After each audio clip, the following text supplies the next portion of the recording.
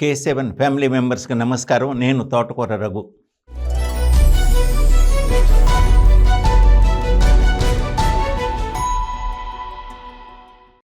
అగ్గిరవ్వ ఒక జ్వలించటం ప్రారంభించింది. పుష్ప సంధ్యా థియేటర్ దుర్ఘటన, అది ఒక కుటుంబానికి, ఒక సినిమాటువంటి ప్రొడ్యూసర్కి దీనికి మధ్య తీవ్రమైనటువంటి విషాదాన్ని మిగిల్చింది. సభ్య సమాజం మొత్తం కూడా వాళ్ళకి సానుభూతి చూపించాలి, వారితో ఒక హృదయపూర్వకమైనటువంటి సహాయ సహకారాలు అందించాలి. అది it is an undisputed fact. కానీ దీన్ని సోషల్ మీడియా ప్రత్యేకించి, అంటే ఒక అల్లు అర్జున్ అరెస్ట్ అనేటువంటిది, అంటే నిందితుల జాబితాలో, అంటే దాన్ని దాన్ని రాజకీయం చేశారు. ఆ యొక్క కేసులో ఎవరైతే ఉన్నారో అంటే సలహాదారులు లేకపోతే లాయర్లు, అల్లు అర్జున్ తరపు న్యాయవాది నిరంజన్ రెడ్డి, దానికి ఎక్కువగా అనమాట ఒక వైసీపీ ఒక న్యాయ సలహాదారు అందించిన న్యాయ సలహా వల్ల మాట ఇమ్మీడియట్గా బెయిల్ వచ్చింది అనేటువంటి కలరంగా ఇచ్చింది సోషల్ మీడియా. అలాగే కేటీఆర్ అల్లు అర్జున్ మీద అనమాట కేసు ఒక్కడం మీద పెట్టడం ఏంటి ఇదని చెప్పేసి ఆయన ప్రశ్నించాడు. అలాగే సినిమా సెలబ్రిటీస్ నాని వీళ్ళందరూ కూడా మాట్లాడారు. చాలా సెన్సిటివ్ ఇష్యూ అది. అక్కడ ఒక వ్యక్తి, అక్కడ ఒక డెడ్ బాడీ ఉంది, ఇంకో కుర్రాడు చావు బతుకుల మధ్య పసివాడు మాట్లాడుతున్నారు, కొట్టుకుంటున్నాడు. అలాంటప్పుడు ఎవరు ఇష్టం వచ్చేట్టు వాళ్ళు మాట్లాడేసేసారు. అది ఎంతగా అంటే మొట్టమొదట్లో చట్టం తన పని తాను చేసుకుపోతుంది అని చెప్పేసి ఎంతో డిగ్నిఫైడ్గా ఒక ముఖ్యమంత్రి హోదాలో ఉన్న రేవంత్ రెడ్డి తన మాట తను చెప్పాడు.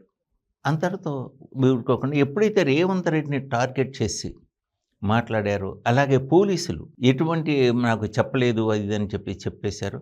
ఇంకప్పుడు వాళ్ళు, అంటే దాన్ని ఆత్మరక్షణ ధోరణిలో లేకపోతే తమపైనటువంటి ఎదురుదాడి అన్నాలో, కానీ వాళ్ళు అప్పుడు అసలు నిజాలతో అనమాట మొత్తం ఫుటేజ్ తీసుకొచ్చి పెట్టారు. సరే, ఆ కేట్స్ అందరూ చూశారు సోషల్ మీడియాలోనూ, లేకపోతే ప్రభుత్వం, తెలంగాణ పోలీస్ యంత్రాంగం వాళ్ళ యొక్క బయటతో సహా ఏం జరిగింది ఏంటి అనేటువంటిది మొత్తం చేశారు, అయిపోయింది. ఇది ముల్కీ వివాదం 2 రాష్ట్రాల విభజనకు ఏ విధంగా నాంది అయిందో, అలాగే ఈ యొక్క పుష్ప దీనిపైన జరుగుతోంది. పెద్ద నిర్మాతలంతా కూడా సమయం పట్టించారు, వాళ్ళు ఏమి రెస్పాండ్ అవ్వాలి. అలాగే ఆంధ్రప్రదేశ్ ప్రభుత్వం, అంటే చంద్రబాబు నాయుడు కానీ వీళ్ళు కానీ మాట్లాడారు. కానీ పవన్ కళ్యాణ్ మాట్లాడచ్చు, అంటే ఫిల్మ్ ఇండస్ట్రీ అనమాట ఇక్కడ అందరూ సుందరమైన ప్రదేశాలు ఉన్నాయి. ఆయన అప్పుడే అనమాట అక్కడ ఉత్తరాంధ్ర వెళ్ళాడు కాబట్టి అక్కడ చూసి ఆయన రెస్పాండ్ అవ్వచ్చు. బట్ అది సమయం కాదు. ఎందుకంటే అసెంబ్లీ సాక్షిగా ఎంఐఎం అభ్యర్థులు లేవనెత్తిన అంశానికి రేవంత్ రెడ్డి సమాధానం చెప్తూ, ఇది మేము వాళ్ళతో అన్నమాట వాళ్ళ యొక్క అభ్యర్థాన్ని దీన్ని మన్నించి స్నేహపూర్వక వాతావరణంలో వాళ్ళకన్నమాట టికెట్ల రేట్లు పెంచుకోవడానికి ఈ స్పెషల్ షోస్కి పర్మిషన్ ఇచ్చాం. ఇంకా ఫ్యూచర్లో మేము ఇవ్వం, ఇటువంటి పొరపాటు చెయ్యం. వాళ్ళకి మేము ఇచ్చిన దాన్ని వాళ్ళు తీసుకోవాలి, ప్రికాషన్ తీసుకోవాలి, కానీ తీసుకోలేదు. అది రోడ్డు దానివల్ల మా ట్రాఫిక్ జామ్ అయిపోయింది అని చెప్తూ ఆయన ఒక వివరణ ఇచ్చి ఈ స్టేట్మెంట్ ఇచ్చాడు. దానికి ఇమ్మీడియట్గా పవన్ కళ్యాణ్ గారు, అంటే ఉత్తరాంధ్రలో పర్యటిస్తున్నారు ఆయన, ఆ యొక్క అందులోనూ ట్రైబల్ ఏరియాలో ఉన్నాడు. దాన్ని చూడంగానే అనమాట ఇమ్మీడియట్గా మీరు ఇక్కడికి రండి, ఇక్కడికి వచ్చి షూటింగ్ చేసుకోండి అది ఇది అని చెప్పేసి తెలుగు ఫిల్మ్, అంటే most of the producers except Dil Raju లాంటి ఒకళ్ళిద్దరు, అంటే few members are there, most of them are Andhra producers. వాళ్ళ ఆఫీసులు అక్కడ ఉన్నాయి, వాళ్ళ ఇన్కమ్ ట్యాక్స్లు కానీ ఇవి కానీ రిటర్న్స్ కానీ అక్కడే ఫైల్ చేస్తున్నారు, వాళ్ళ స్టూడియోస్ అక్కడ ఉన్నాయి. దానికి వాళ్ళని ఇక్కడికి రండి అని చెప్పేసి ఆయన పిలిపించాడు. ఈటంలో తప్పులేదు, కానీ ఇది సమయం కాదు.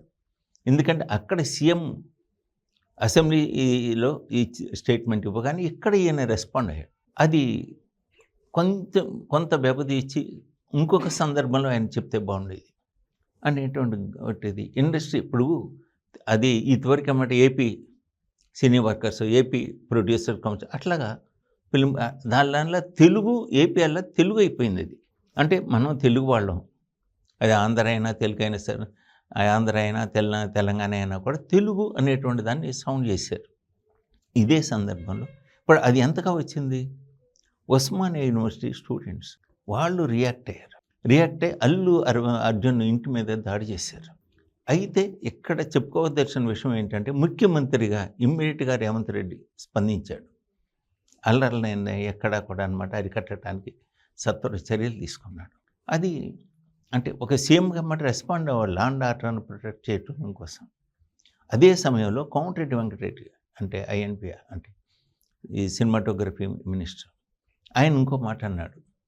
ఆయన వెళ్ళేసేసి తన యొక్క ఈ చారిటీ ట్రస్ట్ నుంచి అనమాట ఆ కుర్రాడికి పరామర్శించి తల్లిదండ్రులతో మాట్లాడి తాను వ్యక్తిగతంగా తన ట్రస్ట్ నుంచి అనమాట ఆర్థిక సహాయం అందిస్తానని చెప్పి ప్రకటించేసి ఆ కుర్రాడి యొక్క ట్రీట్మెంట్కి అయ్యే ఖర్చు మొత్తం ప్రభుత్వమే భరిస్తుంది అని చెప్పాడు.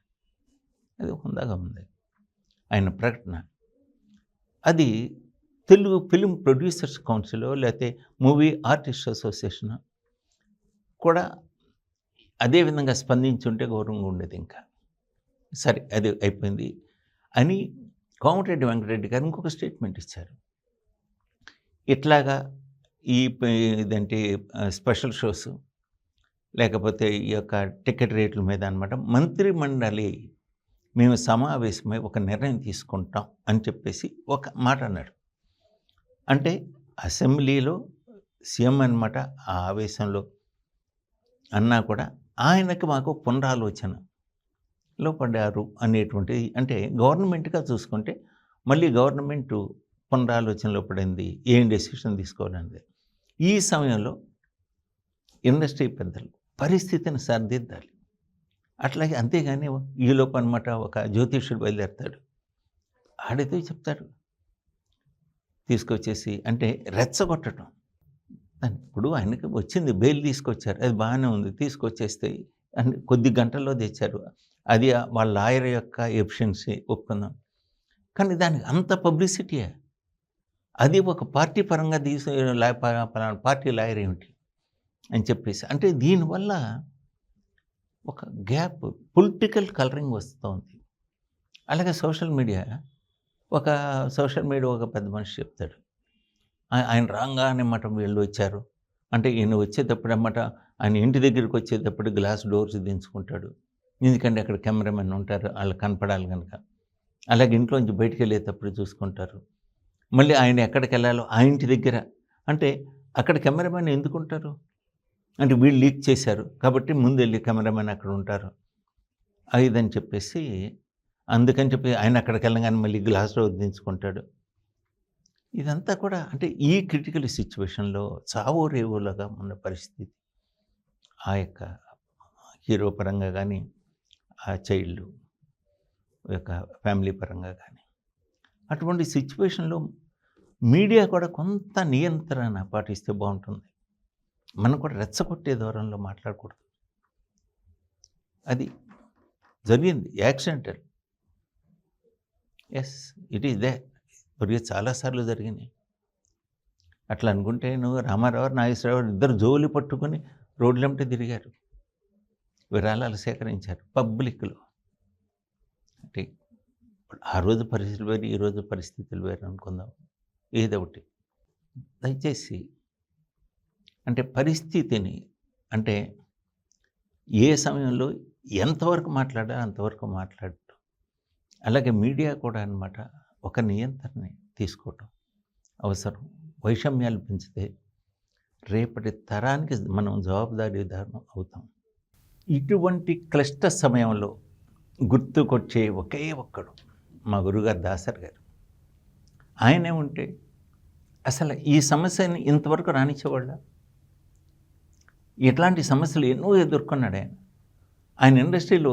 అయితే అసలు ఇండస్ట్రీలో ఎవరికి ఏ సమస్య వచ్చినా ఆయన దగ్గరికి వెళ్ళేవాళ్ళు. ఇది అని చెప్పాడు. వాడి కుటుంబ సమస్య వచ్చినా కూడా వెళ్ళి ఆయనకి చెప్పాడు. అట్లాగే అని చెప్పాడు ఆయనకి. ఆయన ఏ సమస్య వచ్చినా అది రాఘవేంద్రరావుతో మటుల నుంచి ఇటు రామానాయుడు గారి దగ్గర నుంచి అలా సినీ పెద్దలు అందరితో కూడా ఆయనే ఫోన్ వేసుకొని మాట్లాడేవాడు.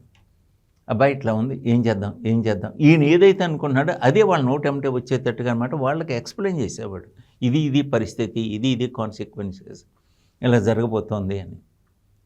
ఆయన లేని లోటు ఒక్కడు లీడ్ తీసుకోలేరా. చిరంజీవి గారే ఇప్పుడు ఇండస్ట్రీలో అందరూ కూడా అనమాట దాసరి గారి తర్వాత అంతటి వాడు చిరంజీవి గారు అంటున్నారు. మరి ఆయన ఈ సమయంలో కూడా అన్నమాట ముందుకు రావాలి. లేదు, ప్రొడ్యూసర్స్ పరంగా చూసుకుంటే దిల్ రాజు గారు ఉన్నారు, ఆయనన్నా ఇనిషియేటివ్ తీసుకోవాలి.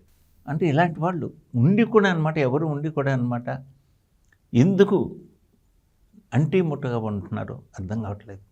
సమయం ఆసన్నమైంది, జాగ్రత్త పడాలి, లేకపోతే పరిస్థితి విషమిస్తుంది. అది పరిశ్రమ భవిష్యత్తు దృష్ట్యా అది శ్రేయస్కరం కాదు. సెలవు.